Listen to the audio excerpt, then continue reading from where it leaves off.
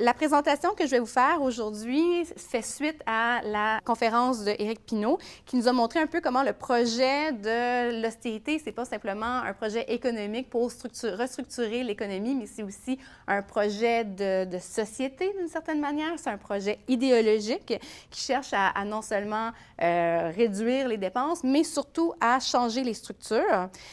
Pour ma part, je vais avoir une présentation qui va être peut-être un peu moins théorique, plus pragmatique, un peu plus descriptive, et je vais me pencher sur l'impact spécifique de l'austérité sur les femmes à travers une étude que j'ai co-réalisée avec mon collègue Simon Tremblay-Pepin qui a été sortie au début mars.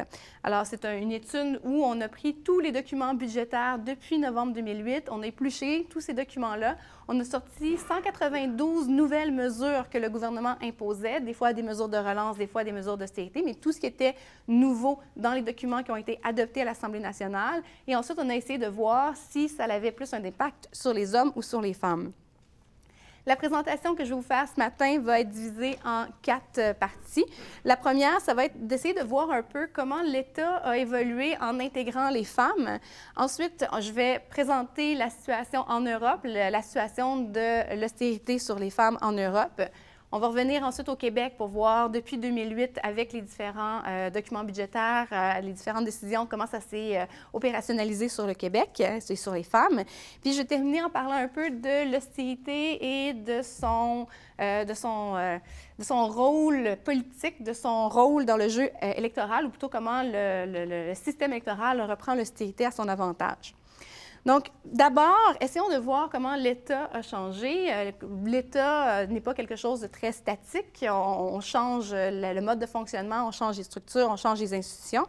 On a l'impression parfois, à écouter certains discours, que le féminisme est advenu, que la lutte est terminée. Et lorsqu'on entend les ministres du gouvernement Couillard nous dire que leurs mesures sont neutres et technocratiques et qui n'ont pas d'effet sur les femmes parce que les femmes, les hommes, on est toutes pareilles, on se rend compte que c'est pas mal sous-entendu que ça ne sert plus à rien de s'occuper d'une partie de la population en particulier, soit 50 % de la population, soit les femmes. Mais avant de rentrer sur ces transformations-là que l'État a connues, j'aimerais rappeler que l'histoire ne se change pas à coup de consensus. On a des fois cette impression-là à écouter certains commentateurs. Les luttes, celles des femmes comme les autres, n'ont pas été gagnées quand tout le monde est devenu d'accord ensemble. Il a fallu lutter, il a fallu déranger les gens, et c'est parfois, ces victoires-là qui dérangeaient étaient vues parfois comme des reculs, comme un statu quo, comme quelque chose de pas super intéressant. Mais éventuellement, à force de vivre dans cette société qui était transformée, on s'est rendu compte qu'on était heureux avec ce qu'on avait gagné et on a intégré ces gains-là, puis on a changé le statu quo de place. Et là arrive une nouvelle génération ou des nouvelles luttes et qui dérangent. Et là, on dit, mais non, mais tout va bien, on est heureux, on veut pas que ça dérange.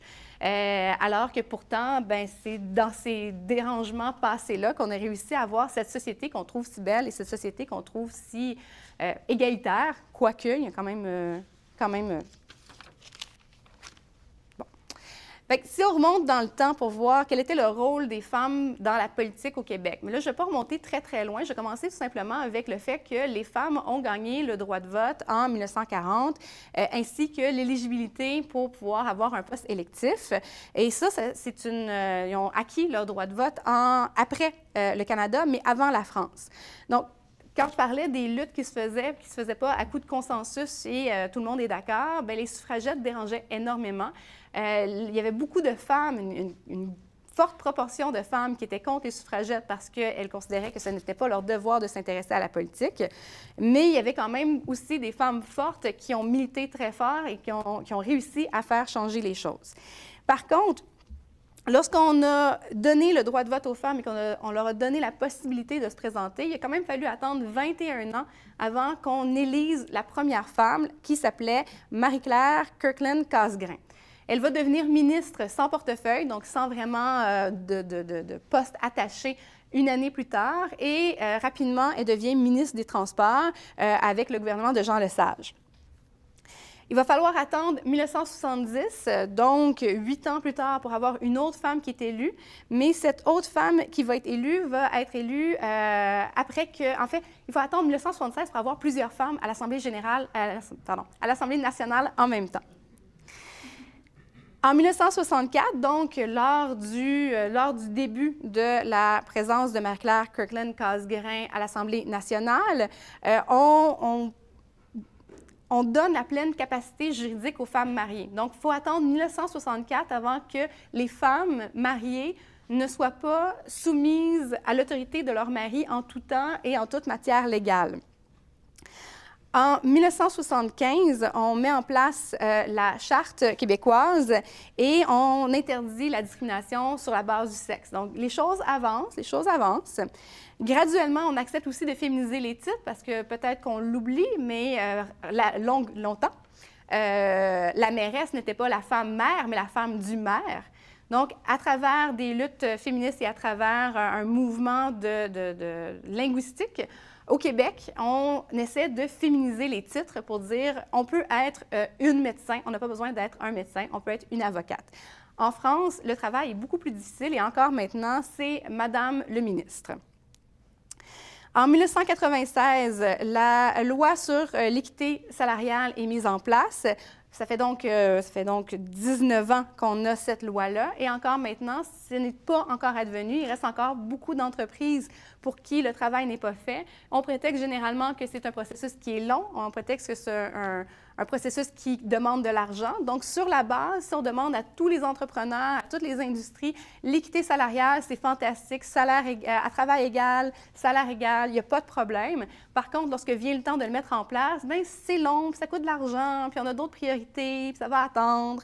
Donc, on a encore beaucoup d'enjeux sur l'équité salariale, encore beaucoup de travail à faire sur ce point-là. En 1997, on met en place les CPE, ce qui offre des places en garderie abordables supposément à tous les enfants qui auraient besoin d'une place. Bien entendu, on sait qu'il y a encore beaucoup de problèmes d'accessibilité et beaucoup de problèmes de variation dans la qualité du service. En 2006, le gouvernement Charest met en place un plan pour l'égalité entre les hommes et les femmes qui comprend le déploiement de l'ADS, de l'analyse différenciée selon les sexes. Donc, ce plan-là qui a été mis en place était un plan qui était très ambitieux, qui disait que l'égalité entre les sexes au Québec, c'était une valeur importante et que le gouvernement allait mettre tout en son pouvoir pour pouvoir garantir ça, améliorer la situation. L'analyse différenciée selon les sexes, c'est prendre des lois, des mesures, des programmes et essayer de voir de quelle manière ces programmes-là vont avoir un impact différent sur les hommes et les femmes et dans quelle manière ça va avoir un impact sur l'égalité entre les hommes et les femmes. Donc, à partir de 2006, il y a des personnes qui sont formées, qui s'en vont dans les ministères, dans les organismes pour pouvoir eux-mêmes donner des formations aux fonctionnaires et leur donner les capacités à comprendre l'analyse différenciée selon les sexes et à l'intégrer, à la mettre en place. Malheureusement, encore là, ça prend du temps, ça coûte cher, ça vaut-tu vraiment la peine, étant donné que les hommes et les femmes sont égaux dans notre société. Donc, ça tombe un peu dans des cracks. Il y a certains documents qui sont publiés avec l'analyse différenciée selon les sexes, mais pour avoir fait un travail de recensement pour essayer de trouver ces statistiques-là pour pouvoir les comparer avec les décisions budgétaires, je peux vous dire qu'il y a très peu d'informations à cet égard.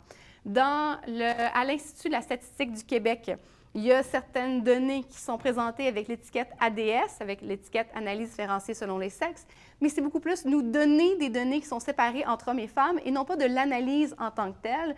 Donc, il y a quand même une différence entre la présentation de données et l'analyse de données. Un des exemples où on peut voir l'importance de l'analyse différenciée selon les sexes, c'est avec le décrochage scolaire. Si on prend les données sur le décrochage scolaire, on voit qu'il y a une majorité d'hommes plutôt que de femmes qui décrochent. Si après, la deuxième question qu'on pose, c'est pourquoi est-ce que vous décrochez? Bien, c'est sûr que les raisons pour lesquelles les gars décrochent vont être majoritaires. Et lorsqu'on va décider de mettre en place des programmes, des mesures pour les aider à raccrocher, bien, ça va être des mesures qui vont favoriser le raccrochage des hommes et défavoriser le décrochage des hommes. Et on se retrouve dans la situation dans laquelle on est maintenant, où le décrochage féminin, les femmes décrochent pour des raisons différentes et raccrochent pour des raisons qui sont différentes également, a été complètement oublié. Donc, présentement, depuis les dernières années, on a vu une diminution généralisée du décrochage scolaire, ce qui est fantastique, mais une légère augmentation du décrochage scolaire des femmes. Donc, en mettant en place une analyse différenciée, on est capable de voir c'est quoi les différentes réalités et essayer de répondre aux différentes réalités sans pénaliser les hommes ou sans pénaliser les femmes. Ensuite, en 2006, on a le congé de paternité qui vient à être mis en place, ce qui fait qu'on donne un signal clair que la cellule familiale n'est pas la responsabilité seulement de la mère, que le père aussi a un rôle important à jouer dans la famille.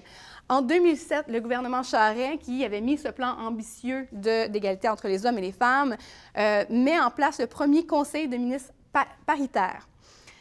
Cela dit, même si le conseil du ministre est paritaire à quelques reprises pendant le gouvernement de Charest, il reste que, étant donné qu'il n'y a pas une parité des personnes qui se présentent et non pas plus une parité des personnes qui sont élues, cette parité-là est un peu cosmétique et c'est pas surprenant que les gouvernements suivants font « on va faire ce qu'on peut, mais on ne peut pas le garantir parce qu'on n'a pas la parité dans notre députation ». Aujourd'hui, on a seulement 30 % de femmes qui sont présentes au Conseil des ministres, 8 personnes sur 26. Et on nous dit, oui, mais on voudrait bien avoir plus de femmes, mais on choisit d'abord d'après la compétence.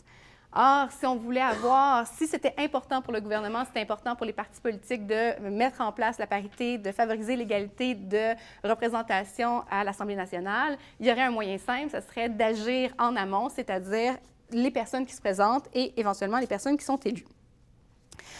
En 2008, on ajoute l'égalité homme-femme dans le préambule de la Charte pour dire que c'est une valeur québécoise importante et incontournable. En 2012, on a une première ministre, mais en même temps, on a aussi le début d'une série de caricatures qui nous présentent Pauline Marois en ménagère, en éducatrice, en mère de famille, qui gère sa famille de députés, puis qui fait des corrections et tout, mais tu sais, malgré le fait qu'on réussit à avoir une femme première ministre, ça ne veut pas dire qu'on est passé à autre chose dans notre imaginaire. Donc, est-ce qu'on est dans une société où le féminisme est advenu? Bien, encore aujourd'hui, au Québec, ce sont les femmes qui font la majeure partie des tâches domestiques. Sur le Conseil des ministres du gouvernement actuel, seulement 8 femmes sont présentes sur 26 personnes et les portefeuilles qu'ils gèrent sont généralement des portefeuilles qui ne sont pas si importants que ça. Une jeune femme qui est enceinte et qui est représentante élue à la Ville de Montréal se fait dire que si elle s'en va accoucher, eh bien, on ne peut pas la remplacer parce que tout bad, elle a juste accouché une autre fois. On voit encore une série de commentaires violents et misogynes envers les femmes qui prennent la parole, envers les femmes qui ont des positions de pouvoir. Je pense par exemple aux graffitis haineux qui ont eu lieu à l'Université de Montréal envers la porte-parole de l'AC. Et la crédibilité et la compétence des femmes est toujours plus difficile à établir. Par exemple, les critiques qu'on a faites à Pauline Marois. Et on va souvent ramener les qualités et on va souvent parler de ses qualités et de ses compétences, mais toujours en le ramenant au fait que c'est une femme. Donc, on parle de conciliation, on parle de... Elle est peut-être un peu trop agressive, on l'aimerait un peu plus. Donc, il y a un vocabulaire très genré pour les femmes, alors que pour les hommes, étant donné qu'ils représentent l'homme universel, il n'y a pas de problème. Et bien sûr, on a ce gouvernement qui, en commission à l'Assemblée nationale, va dire à la FFQ que c'est impossible que l'austérité touche plus les femmes que les hommes, puisque c'est des mesures qui sont neutres et technocratiques, qu'ils ne visent pas les femmes. Donc, si on ne vise pas les femmes, de toute évidence, les conséquences sont que les femmes ne sont pas touchées. Mais si on regarde un peu ce qui se passe à l'international, si on regarde comment l'austérité a été mise en place dans d'autres pays, parce que c'est vrai que l'austérité au Québec est une forme un peu plus mineure que ce qu'il y a eu en Europe. Donc, si on regarde ce qui s'est passé depuis 2010 en Europe, après la crise de 2008, et qu'on évalue l'impact sur les femmes, on voit qu'il y a quand même plusieurs personnes qui se sont penchées là-dessus et qui sont pas mal unanimes sur le fait que les femmes sont plus touchées que les hommes. Mais avant de rentrer vraiment là-dedans, j'aimerais vous parler de mes deux économistes préférés, Rogoff et Reinhardt. Je ne sais pas si vous avez entendu parler d'eux, mais dans la conférence précédente, on a parlé du switch qu'il y a eu en 2010 où les gouvernements ont décidé de revenir à l'équilibre budgétaire très rapidement après 2 ans à investir, à faire leur bon État keynésien. Tout d'un coup, où ils ont changé leur chemise de bord, ils ont dit « Ah, la croissance revient un peu, fait qu'on va arrêter de faire la stimulation économique ». Une des raisons pourquoi ils ont arrêté de faire la stimulation économique, parce qu'il y avait leurs propres impératifs derrière leur porte close, mais comment ils ont justifié cet impératif-là de vite retourner à l'équilibre budgétaire, c'était avec le rapport de Reinhardt et Rogoff, deux économistes qui ont dit que lorsqu'un État était endetté à plus de 90 % de leur PIB, il était quasi impossible de retourner à une croissance et qu'on s'en allait vers de longues années de stagnation. Et comme la croissance est ce sur quoi est fondée notre société de consommation, il fallait faire les sacrifices maintenant si on voulait être en mesure de retourner à notre période glorieuse de croissance. Alors, les gouvernements sont arrivés devant leur population en disant « Vous voyez, on vous demande de faire des sacrifices, mais c'est des sacrifices à court terme et c'est pour votre bien à tout le monde. » Sauf que 2 ans après avoir publié ce rapport-là, il y a d'autres économistes qui se sont penchés sur leurs chiffres et qui se sont aperçus qu'il y avait quelques erreurs méthodologiques. Une des erreurs méthodologiques, c'est qu'ils avaient mal retranscrit des chiffres dans leurs fichiers.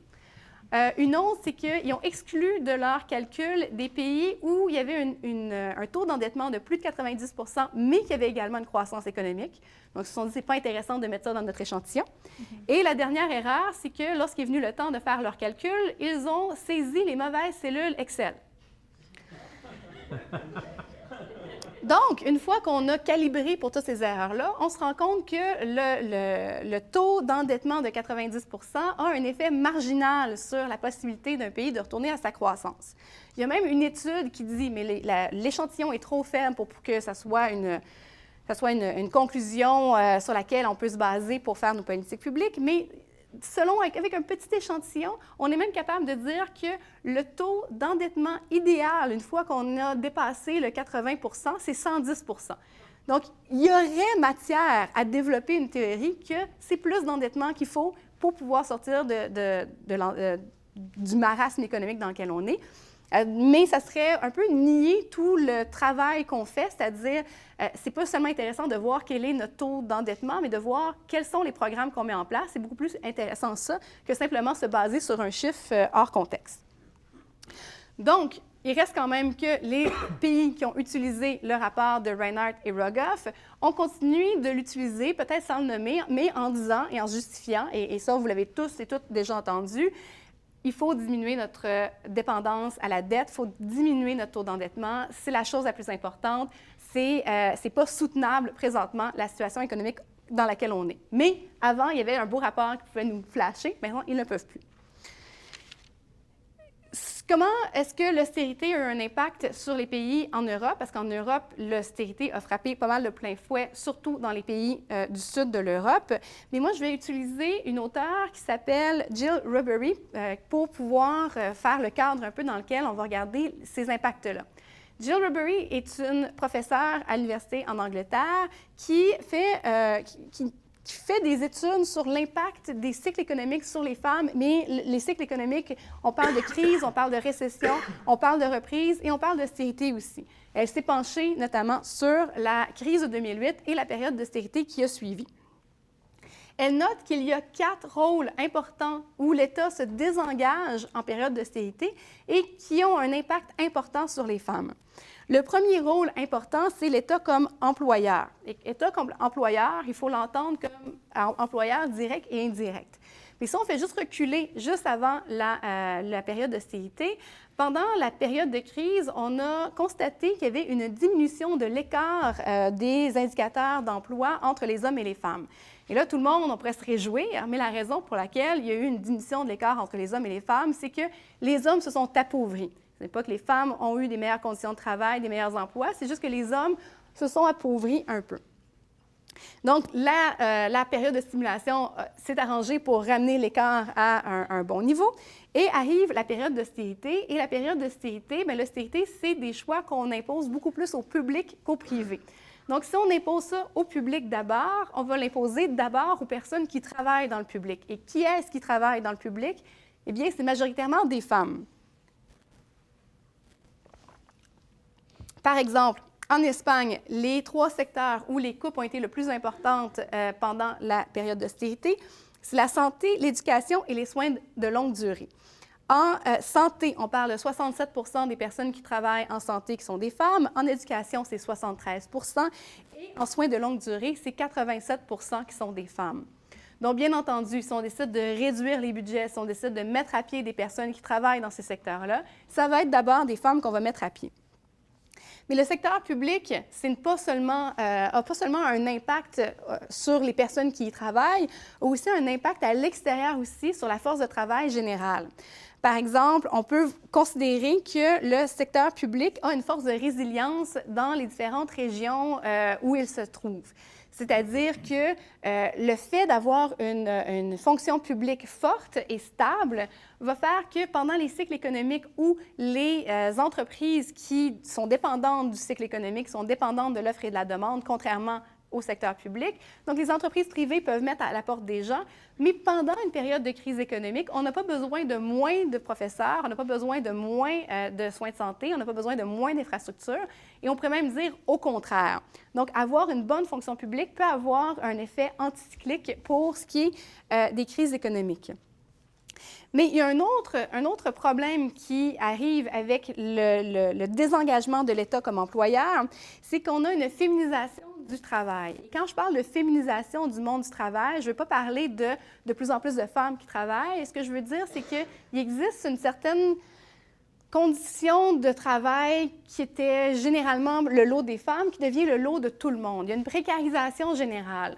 Parce que les employeurs privés, dans un contexte d'austérité qui suit la crise, nous disent « Bien, j'aimerais ça employer plus de personnes, mais ton cadre est trop strict, est trop restreignant. Donc, je voudrais avoir une flexibilisation du marché du travail. » Ce qui arrive ensuite, c'est qu'il y a de plus en plus de personnes qui travaillent à temps partiel, de plus en plus de personnes qui travaillent au salaire minimum, de plus en plus de personnes qui ont un horaire atypique. Toutes des conditions qui étaient associées majoritairement au travail féminin. Mais maintenant, l'ensemble de la main-d'œuvre est à risque de travailler de cette manière-là. Il y a eu beaucoup de sous-traitance et de privatisation de services publics en Europe. Et quand on fait ça, ça a un impact très, très, très important sur les conditions de travail. Il y a plusieurs employeurs privés qui vont essayer de donner le minimum pour ne pas être soumis aux normes du travail. Par exemple, si on est obligé de payer des cotisations sociales après 18 heures par semaine, bien, on donne 17h30 à tout le monde et on est sauvé. Il y a un deuxième rôle où l'État se désengage, c'est l'État comme fournisseur de services. Donc, bien entendu, l'État emploie beaucoup de personnes, mais ces personnes-là sont employées pour faire quelque chose et c'est pour donner des services. Et là, ça a un impact encore important sur les femmes parce que les femmes sont celles qui reçoivent majoritairement les services. Si on pense au fait que c'est des responsabilités collectives, que si ce n'était pas l'État qui s'en occupait, ça serait la sphère privée. Et la sphère privée, c'est les femmes qui font la majeure partie du travail domestique. En Grèce, on a mis en place des all-day schools, c'est-à-dire des écoles avec des plages scolaires étendues, avec des journées d'école qui sont plus longues, mais on les a mis en place seulement pour les personnes dont les 2 parents étaient au travail. Donc, si votre père ou votre mère perd son emploi, s'il a la difficulté à trouver un autre emploi, eh bien, tant pis pour vous, vous n'avez pas le droit d'aller à ces écoles avec les horaires étendus. Ils ont aussi mis en place des tarifs en santé et on a vu très rapidement des effets négatifs sur le dépistage de maladies transmises sexuellement, sur le traitement du cancer du sein ou sur les diagnostics prénataux. Donc, quand on sait que non seulement les femmes en font plus à la maison, mais elles sont également plus souvent des aidantes naturelles, que ce soit pour des enfants, pour des personnes qui vivent avec des handicaps ou des personnes âgées, eh bien, il y a une pression supplémentaire qui est mise sur leurs épaules. Au Portugal, en Espagne, en Irlande, on entend de plus en plus des personnes, des femmes dire « je suis en train de considérer de laisser mon emploi parce que mon emploi est un emploi précaire, atypique, qui ne me donne pas beaucoup d'argent. Et quand je rentre à la maison, j'ai tellement de choses à faire pour m'assurer que ma famille fonctionne bien, que mon mari est capable d'aller travailler et que mes enfants ont tout ce qu'ils ont besoin pour aller à l'école. Je pense que ça devient de moins en moins une bonne idée que je travaille. » Donc, ce n'est pas du tout un retour à la maison de choix et de volonté propre, mais c'est un retour au travail qui est un retour à la maison plutôt qui est conditionné par les forces externes du marché qui leur font comprendre que ce n'est peut-être pas la meilleure idée. Donc, les restructurations en santé, en éducation, la diminution du nombre de personnes pour pouvoir prendre en charge les enfants ou les services de santé qui sont de plus en plus difficiles à accéder, bien, ça veut dire beaucoup plus de travail pour les femmes. L'autre rôle où l'État se désengage, c'est l'État comme soutien financier. Parce que l'État, dans le concept de l'État-providence, dans le concept du filet social, eh bien, l'État, généralement, donne des prestations aux personnes qui en ont besoin pour essayer de harmoniser, de faire une redistribution des richesses, tout simplement.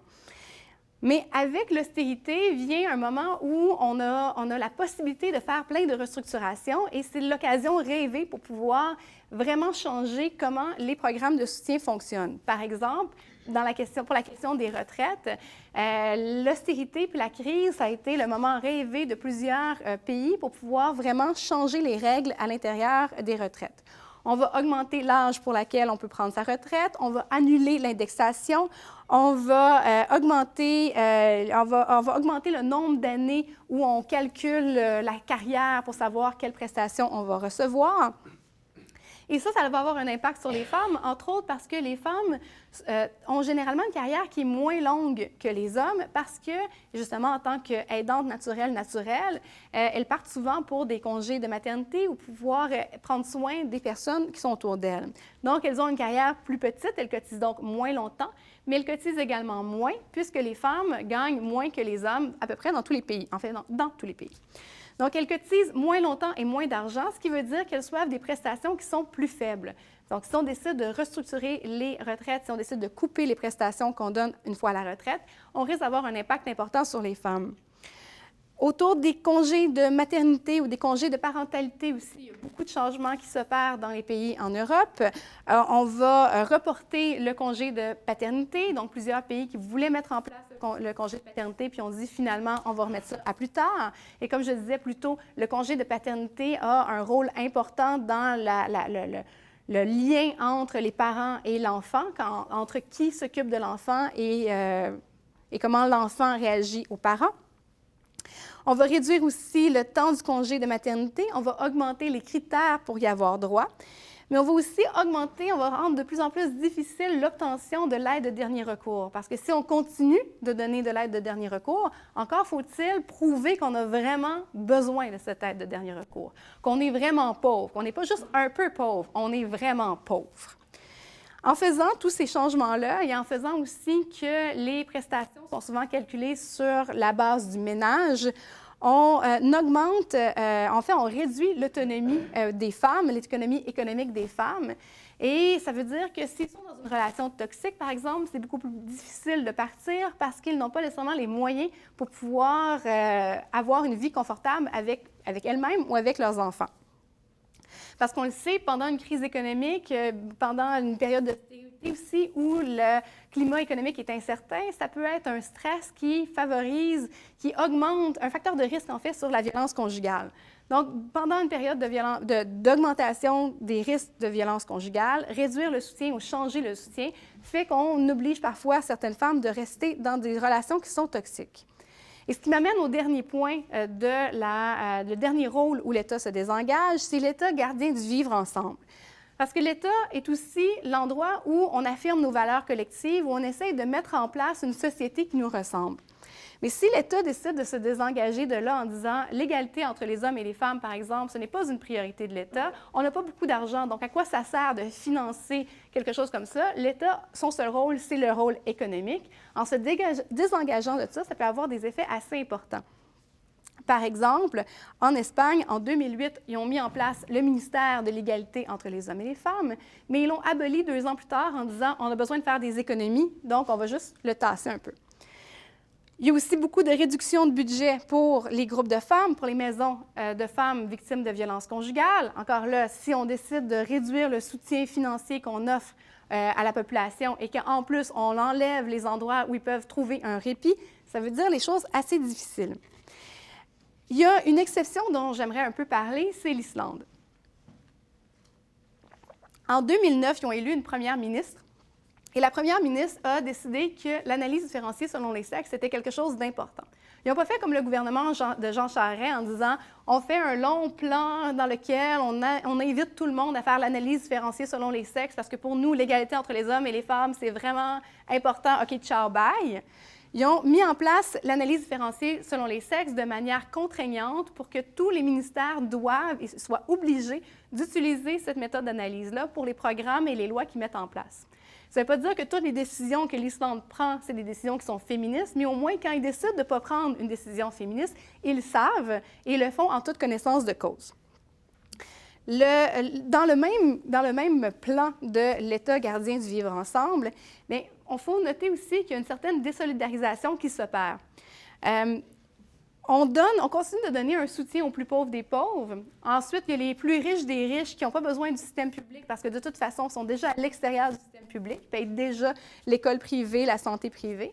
Et au milieu, on réduit les services des gens de plus en plus. Ce qui donne l'impression que les personnes qui payent des taxes et des impôts ne reçoivent pas les services auxquels ils ont droit parce qu'ils ont payé pour, mais que les personnes qui sont les plus pauvres, eux, continuent à recevoir des services. Ce qui fait qu'il y a une certaine injustice. Les gens sont frustrés, les gens se demandent pourquoi. Ils veulent payer moins de taxes, moins d'impôts, ils n'ont pas les services qui vont avec. C'est un peu comme si le gouvernement, en utilisant cette méthode-là, continuait de donner un peu d'aide aux personnes qui sont les plus démunies, mais encore là, pas assez d'argent, et de laisser les plus riches se débrouiller tout seuls. C'est un peu comme s'il y avait une stratégie de maintenir des logements sociaux insalubres, subventionnés mais insalubres, et de favoriser aussi la construction de condos de luxe.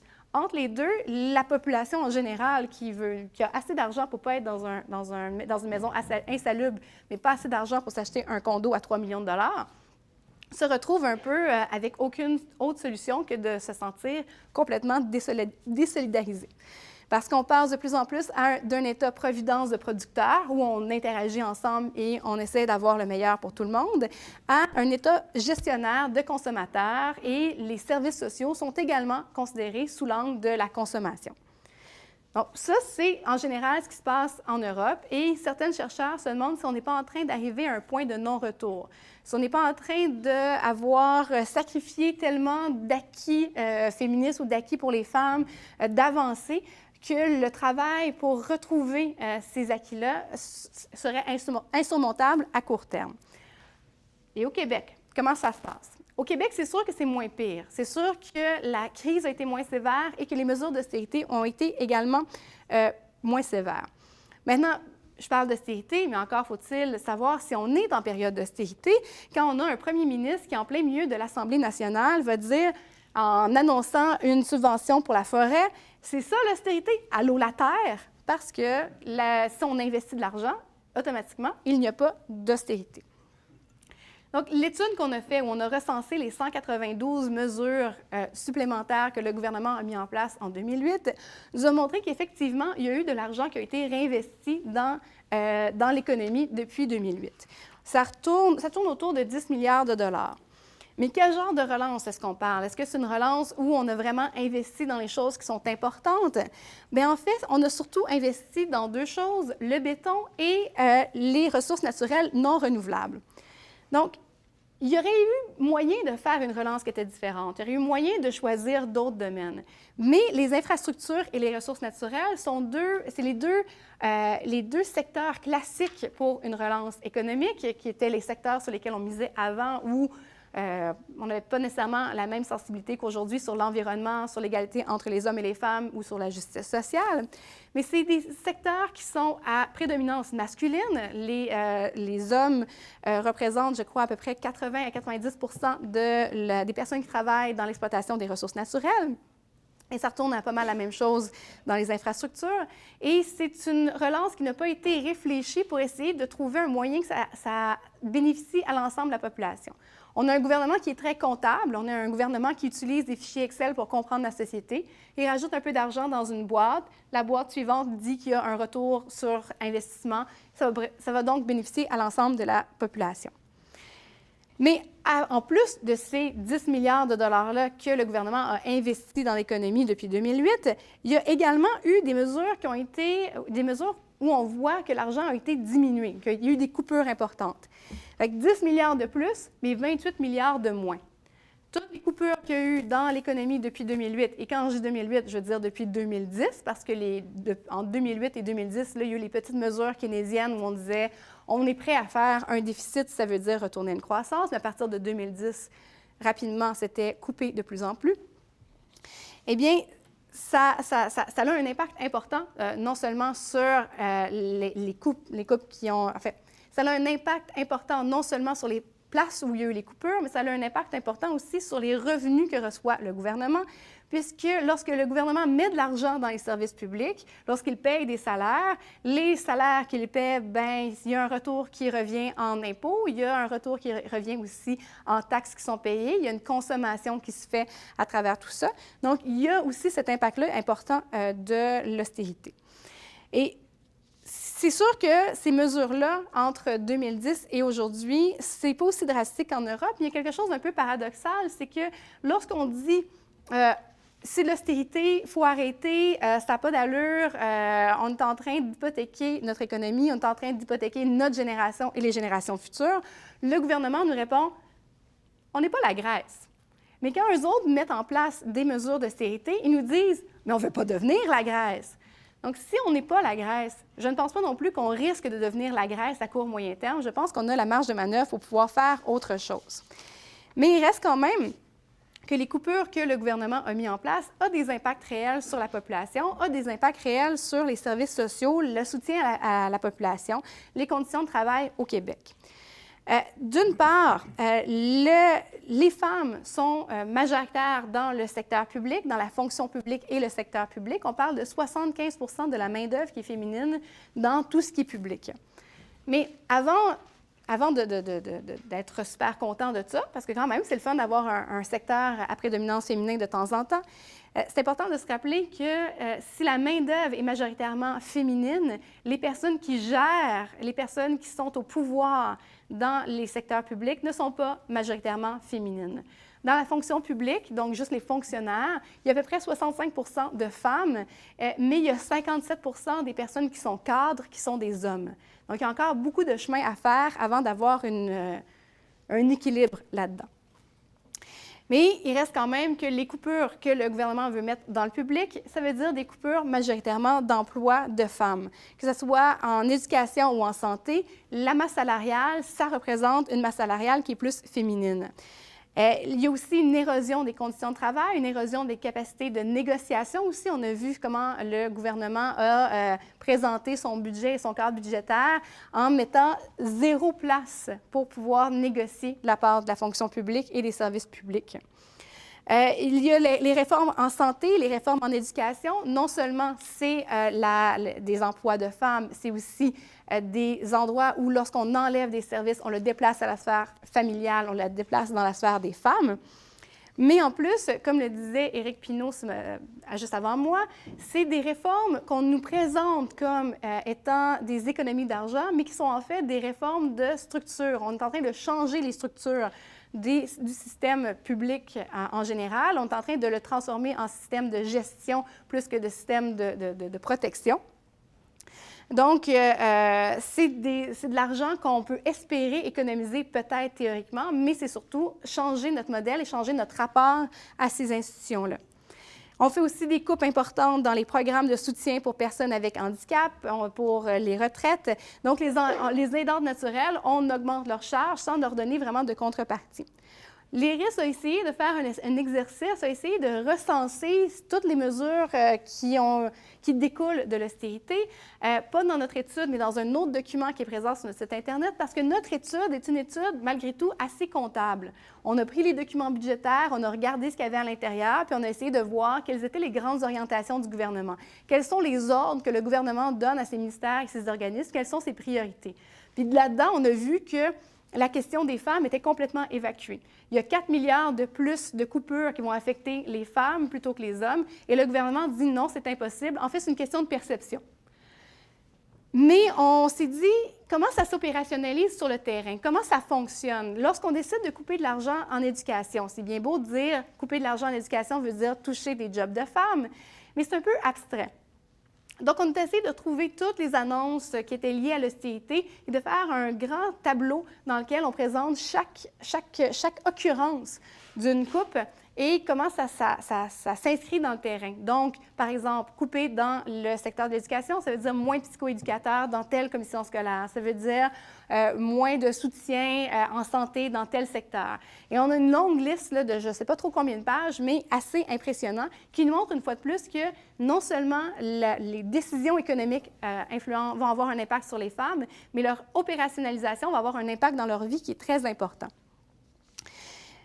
La dernière chose à dire sur l'austérité avant de rentrer sur mon commentaire politique, c'est que là, je vous ai parlé des femmes, mais on s'entend que les femmes ne sont pas toutes égales entre elles. On n'est pas... je ne pense pas être autant affectée, par exemple, que ma voisine qui est sur l'aide sociale. Parce que nous, on s'est intéressé à ce critère-là, mais si on utilisait d'autres critères, si on s'intéressait, par exemple, aux personnes qui vivent avec un handicap, aux personnes qui sont racisées, aux personnes qui sont pauvres. À ce moment-là, les personnes vont avoir si on combine plusieurs de ces facteurs-là ensemble, l'impact de l'austérité va être encore plus sévère, encore plus important. Mais l'austérité, dans le fond, qu'est-ce que c'est? L'austérité, c'est un outil, et c'est l'outil du néolibéralisme. Et la crise, la dette, ce qui s'est passé en 2008 et en 2010, c'est le prétexte qu'utilise le néolibéralisme pour nous imposer les mesures d'austérité, mesures qui vont vraiment changer toutes les structures. On pense souvent que le néolibéralisme, l'objectif, c'est de diminuer la taille de l'État, mais en fait, c'est de changer sa mission. C'est de devenir un État qui est de plus en plus gestionnaire. On passe d'un État-providence à un État gestionnaire. Pour reprendre un peu les mots de Margaret Thatcher, « There is no such thing as society », il n'y a rien de tel que la société, nous ne sommes que des individus. Et en tant qu'individus, nous n'avons aucun sexe, nous n'avons aucune race, nous n'avons aucune classe. Un individu est un individu et tout le monde est interchangeable. Fait que dans ce contexte-là, et en prenant en considération que c'est ça que les personnes qui sont au pouvoir pensent présentement, eh bien, il faut changer la nature des institutions pour pouvoir adapter les institutions à ces individus sans sexe, sans classe et sans race. On veut donc avoir des institutions qui sont gérées pas par des personnes du milieu, pas par des personnes qui connaissent la réalité de l'institution de laquelle on parle, mais un gestionnaire qui comprend les impératifs coûts-bénéfices du marché. On peut avoir donc un gestionnaire qui, un jour, est à la tête d'Hydro-Québec, le lendemain à la tête de la bibliothèque, d'une bibliothèque, et ensuite, on le met dans un hôpital. Peu importe, un gestionnaire, c'est un gestionnaire. S'il fait bien sa job, il va être capable de gérer quoi que ce soit. Et nous, bien, on est des individus consommateurs, et les services, il faut les considérer en tant que biens de consommation. Si j'en ai besoin, je paye pour. Si j'en ai pas besoin, à quoi ça sert? Pourquoi est-ce que je paierais à ça? Et on oublie un peu de penser collectivement au fait que d'avoir des bons services publics, d'avoir une société qui est égalitaire, bien, au final, c'est bon pour tout le monde. Par exemple, si on prend l'espérance de vie, une personne qui gagne dans le 1 % des revenus en Norvège va vivre plus longtemps qu'une personne qui gagne dans le 1 % des États-Unis. Entre autres, à cause non seulement à cause du climat nordique, là, qui est vigorifiant, mais aussi parce que l'écart entre les riches et les pauvres est plus faible en Norvège. Et que ça fait qu'on est dans un climat de beaucoup plus de grande confiance, où on a l'impression de faire partie d'une société avec nos égaux, plus qu'aux États-Unis, où c'est assez stressant vivre là-bas. Donc, l'égalité des revenus, l'égalité entre les personnes dans une société est un facteur positif pour les indicateurs de santé, pour les indicateurs sociaux. Là, présentement, dans la situation dans laquelle on est comme dans un cycle où on a des élections et à chaque nouvelle élection, à chaque fois qu'on a un nouveau gouvernement au pouvoir, il est élu et le lendemain, il est surpris de découvrir qu'il y a un trou dans son budget. À chaque fois, c'est comme « Ah, mais il ne m'avait pas averti! Mon Dieu, je n'ai pas assez d'argent pour tout faire. » Donc, on faut faire un redressement. Toutes les belles promesses qu'ils nous ont faites, tous les beaux programmes qu'ils ont promis pendant la période électorale, mais il va falloir faire un sacrifice temporaire et mettre en place des mesures de restructuration, pas parce qu'on le veut, mais parce qu'on en a besoin. Et ensuite, on va réussir à réduire la dette. En réduisant la dette, on va dégager une marge de manœuvre. Et grâce à cette marge de manœuvre, est-ce qu'on va pouvoir réduire la taille des classes qu'on a été obligé d'augmenter pour pouvoir faire les sacrifices? Est-ce qu'on va mettre plus d'infirmières dans les hôpitaux qu'on a été obligé de mettre à la porte parce qu'il fallait faire des sacrifices? Non, grands yeux, je vous rassure, on va baisser vos impôts et vous allez avoir plus d'argent dans vos poches. Et ce cycle-là, il continue, et c'est un cycle qui est cumulatif. Étant donné que cet argent-là n'est pas mis pour réinvestir dans les services sociaux et plutôt mis dans les baisses d'impôts, ça fait qu'on a moins d'argent pour le système, des moins bons services, une population qui est moins intéressée par leurs services et plus intéressée à payer à côté le service privé qui, lui, continue à être financé, entre autres, parce qu'on peut payer directement pour eux. Et on est en train de, donc, vraiment changer notre lien avec les services publics, changer notre lien avec des services qu'on considérait qui étaient universels et qu'il était nécessaire qu'ils soient accessibles pour tout le monde. Donc, si on veut changer les choses, si on veut arriver à une meilleure société, Éric Pinault suggérait certains chantiers. Il disait qu'on avait besoin de penser à l'environnement, qu'on a un problème environnemental assez sérieux et si on ne prend pas en considération l'environnement à chaque décision, à chaque nouveau programme qu'on met en place, on a un problème. Il a aussi suggéré de passer par la réduction du temps de travail. Et ça, des fois, il y a des personnes qui ont peur que ce qu'on veut dire, c'est juste plus travailler et que là, il n'y a plus rien qui se fait. Mais simplement, si on travaillait un peu moins et qu'on engageait un peu plus de personnes, peut-être que ça nous coûterait un peu plus cher, mais peut-être qu'on aurait un peu plus de temps pour s'occuper des vraies affaires. Et les vraies affaires, ce n'est pas toujours l'économie. Mais il faut aussi aller au contraire du livre de chevet de Couillard, de Fourth Revolution, et pas aller vers moins de démocratie, vers une démocratie qui est plus resserrée et plus contrôlée, mais vers une plus grande démocratie, vers une démocratie des services publics, donc une gestion qui n'est pas une gestion de professionnels, mais une gestion de personnes du milieu qui savent comment ils vivent avec les services, mais aussi une démocratisation du travail, qui est un peu en lien avec la réduction du temps de travail. Il faut qu'on soit capable de prendre des décisions dans notre milieu de travail pour décider qu'est-ce qui est important pour nous, où on s'en va. On n'a peut-être pas besoin de viser toujours une croissance, on n'a pas besoin d'avoir un patron qui, lui, veut avoir des meilleurs bénéfices. Peut-être que la taille de notre lieu de travail est suffisant, est adéquat. Peut-être que c'est autre chose qu'on devrait faire collectivement en tant que lieu de travail. Mais si on avait ces réflexions-là, si le pouvoir n'était plus concentré dans les mains de gestionnaires qui pensent économique à travers des fichiers Excel, mais peut-être qu'on aurait aussi une société qui est meilleure. Merci.